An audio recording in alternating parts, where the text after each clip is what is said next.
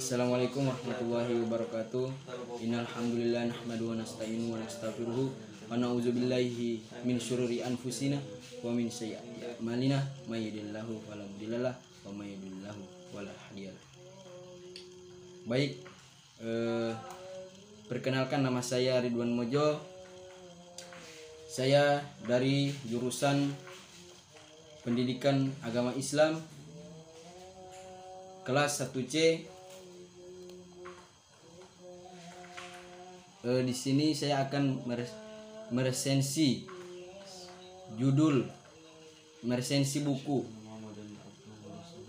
Yang pertama, judul Jika Aku Mereka.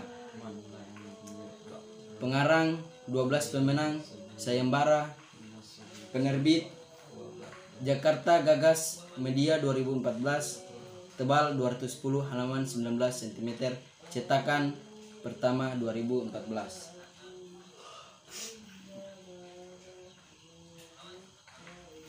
Di sini saya akan menceritakan apa yang saya resensi.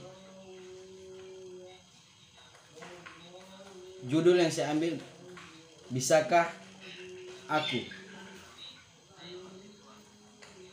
Karya seseorang Vira Basuki yang menceritakan sepasang tunanetra pada tanggal 9 November 2021. Saya mengambil buku ini yang berisi kumpulan cerita-cerita pendek sebagai tugas resensi saya. Sebelum juga saya belum mengerti apa yang ada di dalam buku tersebut. Seketika saya penasaran dengan buku itu, maka kemudian sedikit pun membaca cerpen tersebut, di mana cerpen itu sangat membuat pembaca terhibur dengan sebuah cerita karya seseorang.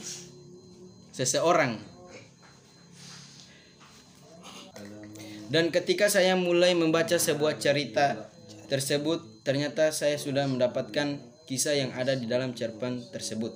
Berikut ini yang diawali dengan cerita pendek yang menceritakan sepasang tunanetra. Suatu hari pulang kantor, ketika senia sudah nyaris lewat dan malam pun menjelang, saya melihat pemandangan yang tak pernah saya lupakan.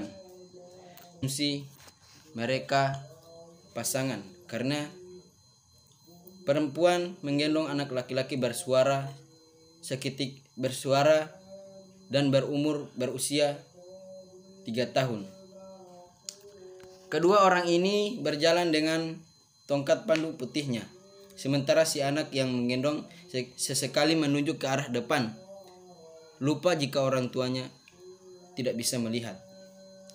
Saya mendekati mereka hendak memberi sedekah, namun ketika saya dekati, rupanya tangan kiri si bapak yang tidak memegang tongkat membawa rentengan plastik berisi kerupuk ikan. Ketika saya dekati, bertanya, "Mau beli kerupuk, Bu?" Saya tidak mengerti bagaimana saya belum berkata-kata. Mereka sudah tahu saya seorang perempuan dan pantas dipanggil Bu. Apakah karena saya wangi, khas perempuan, ataukah bagaimana? Konon indera penciuman orang tunanetra lebih peka dan tajam. Saya akhirnya memutuskan membeli kerupuk karena mereka memang pedagang. Saya memilih untuk tidak kasihan dan sekedar memberi uang kepada atau apresiasi usia mereka. Tentu saja ketika saya memutuskan memberi sedekah misalnya, itu urusan saya dengan Tuhan yang tidak perlu digembar-gemborkan. Di sini, namun yang pasti pertemuan itu membekas di hati saya. Apalagi si anak menatap saya dengan tatapan dengan mata yang bercahaya, beda dengan mata kedua orang tuanya. Baik, itulah resensi saya, dan di sini saya mendapatkan kelebihannya yang mengarah ke tempat lain karena tak melihat. Yang membuat saya tersentuh adalah bahwa dari sepasang tunanetra terlahir anak yang normal. Tuhan memang baik. Kembali ke buku ini, saya membacanya dengan jiwa keseriusan saya, karena sejak awal